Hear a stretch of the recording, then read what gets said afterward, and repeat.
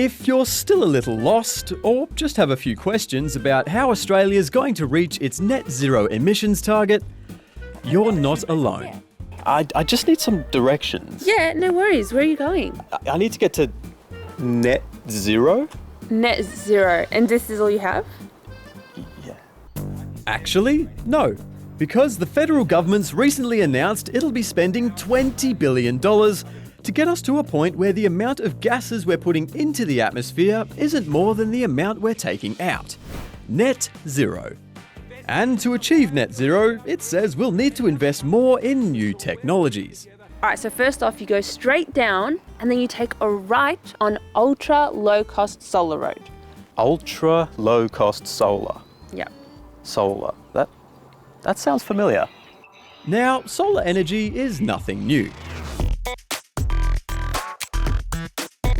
For decades, Aussies have been harnessing the power of the sun.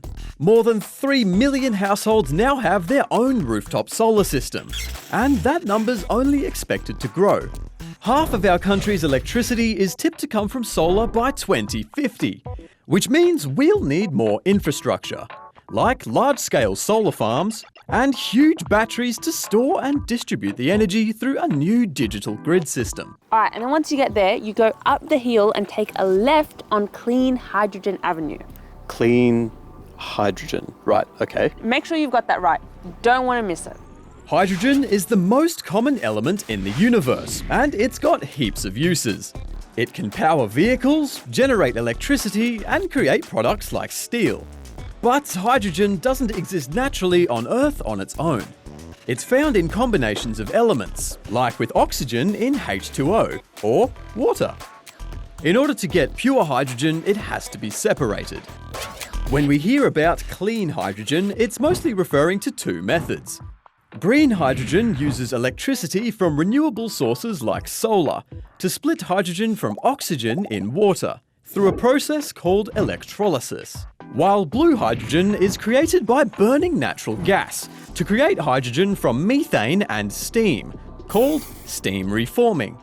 But instead of letting the carbon dioxide emissions from the process go into the atmosphere, it's captured and stored underground, which brings us nicely to our next stop. You still with me? This one's pretty interesting, okay? Make sure you go through the industrial roundabout to carbon capture and storage lane.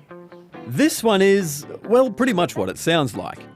The idea is that when coal or natural gas is burned in power stations or factories, the CO2 gets separated from other gases and compressed into a liquid.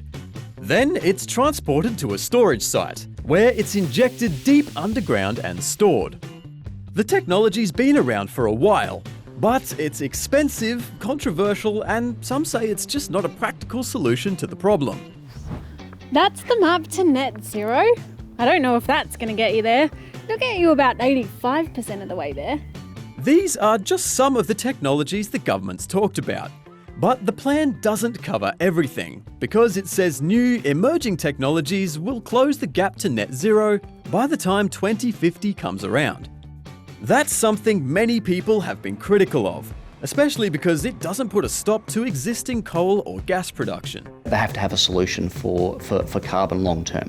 I think the ability to emit CO2 unabated, those days are numbered. But for now, this is the plan Australia's promised to the rest of the world. Well, good luck, I guess. But wait, hey.